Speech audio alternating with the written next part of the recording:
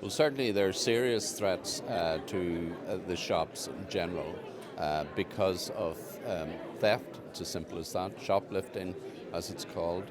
I believe that it really is carried out by a relatively small number of people. What's required is early detection that those people are about and that they're carrying out shoplifting activities. And of course, the big stores in Belfast have very successfully, in my opinion, come together to exclude people that they know. And I think that is a right and proper approach to take. The smaller shops don't benefit from that, but there is a deterrence at least from the shopping centre in Belfast by the fact that these people are known. What else can be done? Well, I think that the police should be more actively involved in trying to actually keep these people and to prosecute people as quickly as possible, because there's nothing better than a sharp, short shock, because that does, Roger, in my view, affect the morale of these people, and I think it's right and proper that that be done. Of course, the courts should take, I think, a harder view of these people, because they are professional criminals. They're not just, some poor creature that is down their luck and happens to take something. These are professional criminals, and they should be dealt with in a severe manner. We're also coming up to the anniversary of the flags protest last year, which had a very detrimental effect on trading. What's your sense of the mood at the moment and how things may play out over this vital Christmas period? Well, I've been encouraging those who took part in the flag protest to desist. And what I say to them is this: look, you've made your point. It's manifestly clear what your point is. Now we have an opportunity to resolve the flags issue within the context of the Haas process. And Dr. Haas is a very distinguished American diplomat, and he is intent on trying to resolve the flags problem, as well as other problems, parading and dealing with the past. I have every confidence that he brings with him an enormous amount of experience, and I would encourage people to partake in that process by talking to Dr. Haas, by talking to his staff, by making written submissions and so forth, by lobbying political parties, including the SDLP, and saying to the SDLP, look, this is our viewpoint, and we're not scary. We're prepared to talk to people, and we're prepared to take points on board and deal with them. The other topical issue at the moment is the question of the structure, I suppose, of the Assembly and Executive as a whole. There's talk of opposition, there's talk of other ways of engaging.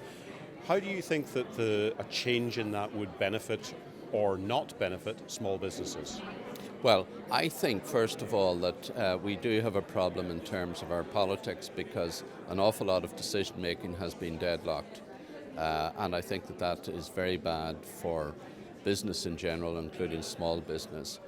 So we've got to create, I believe, a greater sense of partnership between the major parties, Sinn Féin and the DUP, but also the other parties. So it is very important to create that goodwill. People out there want us to be cooperative, want us to work together, and the role of the SDLP should be to encourage that.